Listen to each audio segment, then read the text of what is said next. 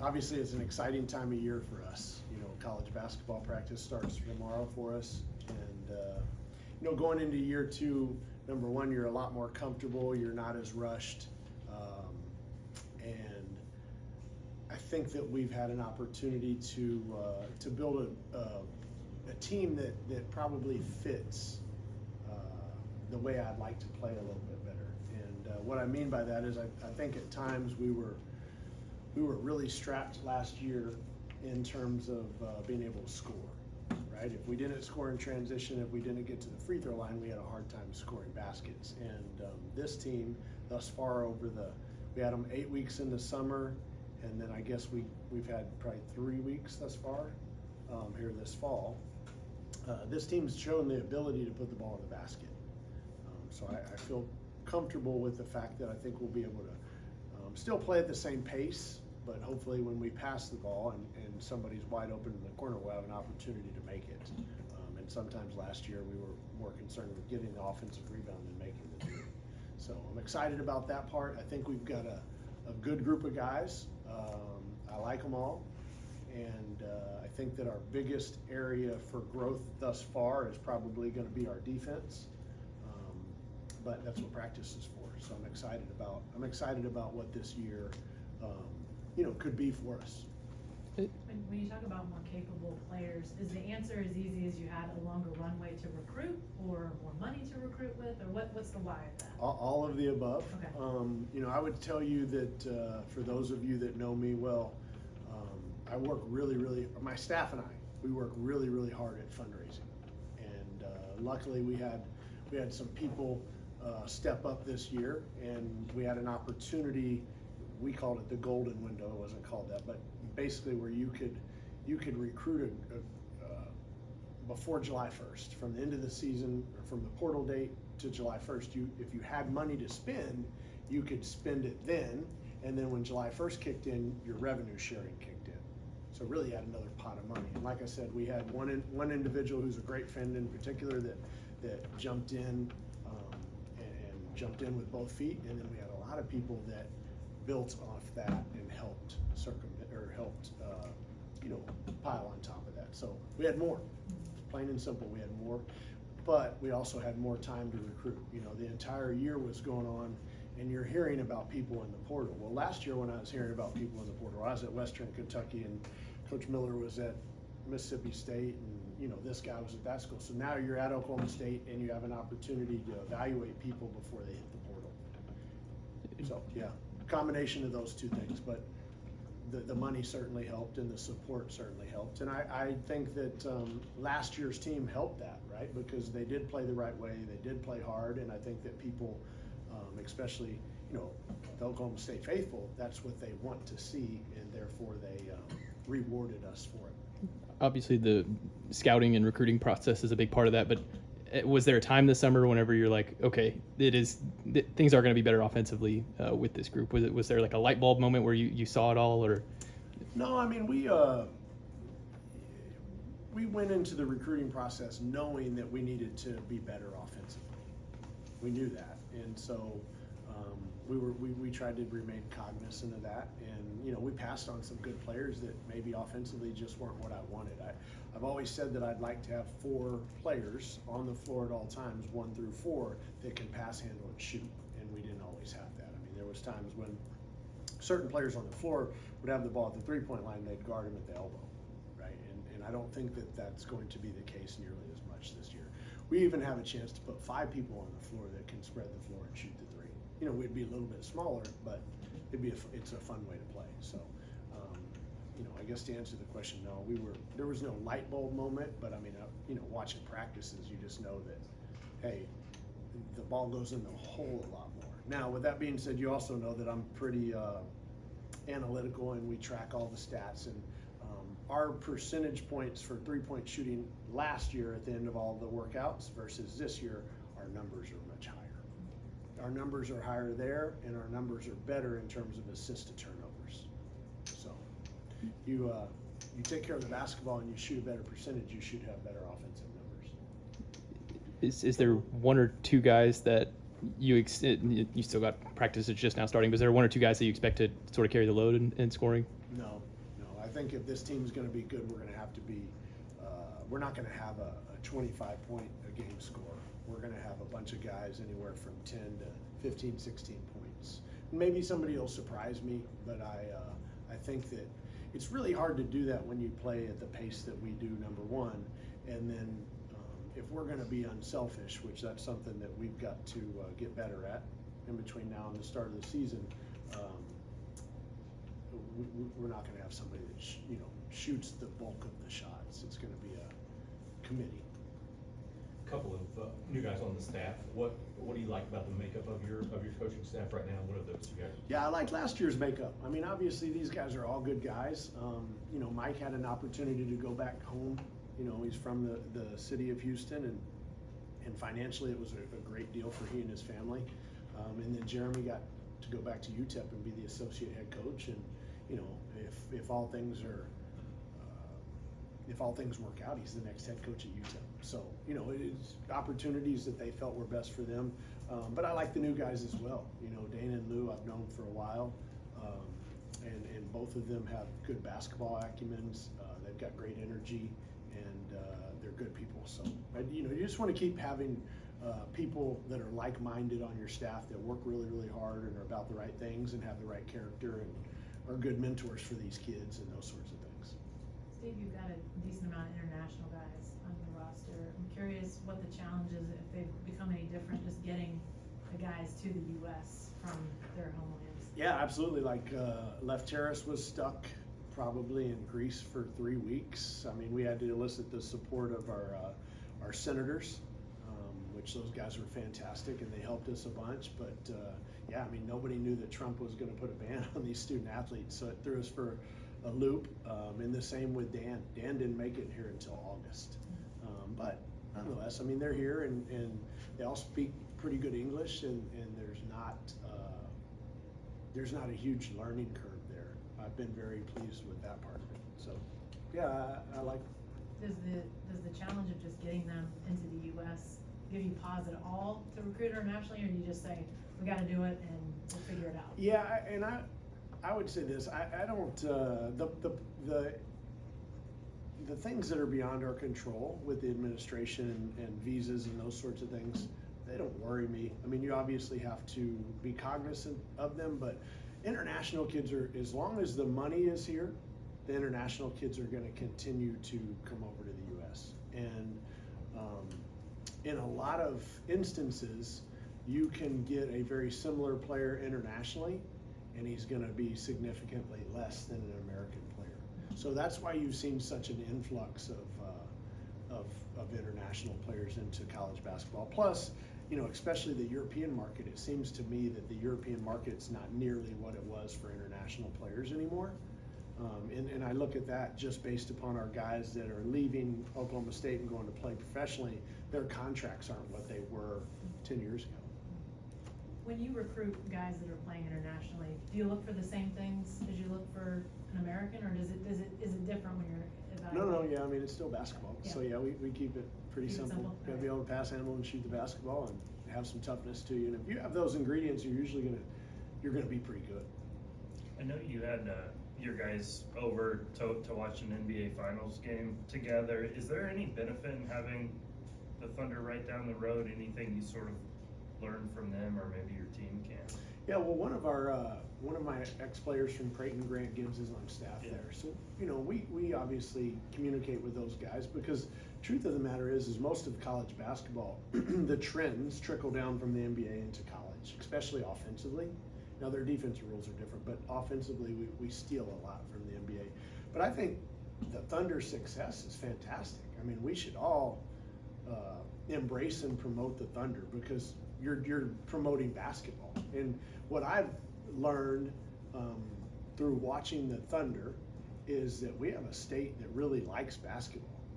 You know what I mean? And so we've got to figure out a way to tap into getting those same people and those same dollars at Gallagher Arena that are over at the Paycom, right? Because we obviously have proven that we have a statewide basketball state.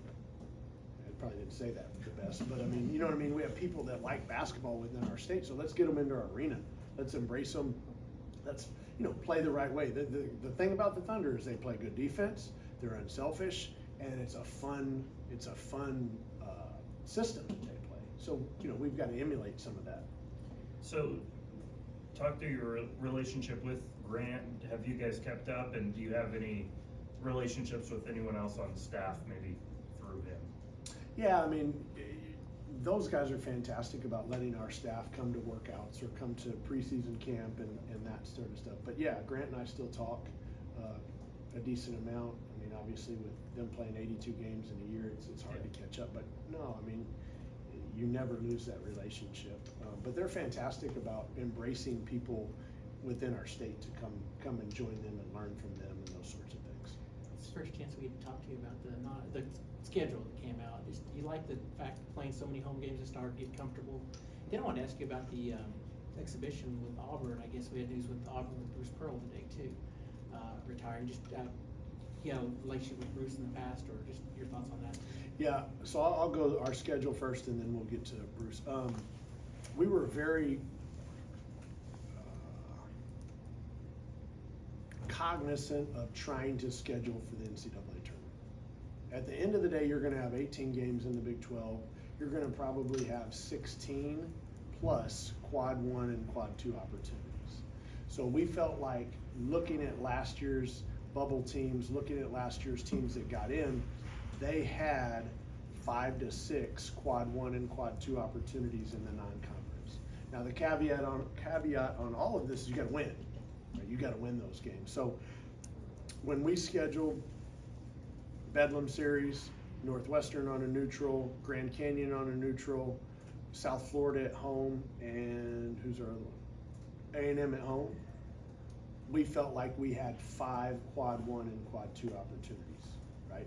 And if you can win those, then you put yourself in a position to have a good seed come NCAA tournament time. So we were very cognizant about that.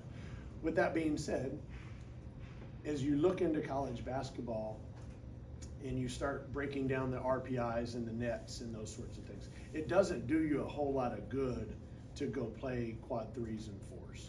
Because if for some reason you lost, it would really drop your net, your RPI. So you're better off playing those quality games, and then those other games, hopefully the guarantee games, you're going to win those, right? And so that was the thought process there.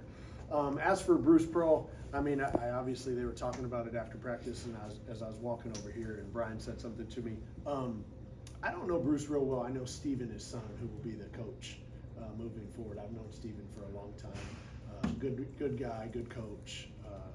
So, I would expect them to still be a very talented team and to still play, really, really hard and at the end of the year, be in the NCAA tournament. So. Is that a good start for you playing them right off the Yeah, bat? so that was quite kind of one of our dilemmas. We had Wichita State in a home and home because we went there last year and they were going to come here, and obviously SMU was a home and home. They presented this opportunity for us. First of all, I mean the venue that we're playing in, Brian, what's it called? I forget. Help. Boutwell Auditorium. What's it called? Boutwell Auditorium is unbelievable. Like, go online and look at it. It's really cool. Seats about 2,000, maybe 2,500, and it's a historic arena. But I also felt like if you're going to schedule for the NCAA tournament, and this is no knock on Wichita because they're a good team, and I think that they'll have a chance to go to the tournament this year. You better schedule teams like Auburn. I think you go on October 15th to Birmingham, you're going to find out what you're made of, and I also think that it's a great opportunity to get your team's attention, right? Because they all think that I'm crazy right now because I'm telling them, no, you're not defending, no, you're not rebounding, no, and they all think that you're some old 52-year-old white guy who's lost his mind. I'm going to the NBA, so what do you know? You know what I mean? So it's a great opportunity. Hey, if we're an NCAA tournament team, let's go match up with another NCAA tournament team. So we've got 2 in the exhibitions because I think SMU will be that as well. Could you mentioned kind of knowing Steven. Could you elaborate a little bit about y'all's relationship? Yeah, I mean, Steven and I kind of grew up in the same time in terms of as assistant coaches. So we spent some time together at the U18s or U19s, which were at that time in Bratislava. So like we were all on this trek from, God, I forget where we flew into, but either way, you flew into somewhere really nice. I'll think of it in a minute. And then you drove over to Estonia, and we're in Estonia for a few days, and then we drive again over to Bratislava, and we're there. So we're like there 8-9 days, and there's only so many people that you know, and there's only so many things that you can do. So we'd all go together. We all just kind of band together and run around together, and you go to the games all day, and then you go find dinner and maybe a beverage at night. So good times, talking hoops and getting to know people. When you're on the other side of those waters, man, it's a little different. So it's a time to build new relationships and stuff. But I've just known him for a long time. How are your freshmen doing, especially those centers? They're all hurt. Okay. They're all hurt. We've got some injuries right now.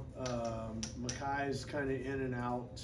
I think he'll be fine here pretty soon. But he, last year when he was at Sunrise, he had a Jones fracture, and then he had a reaction to it this summer. So we've been very slow with him.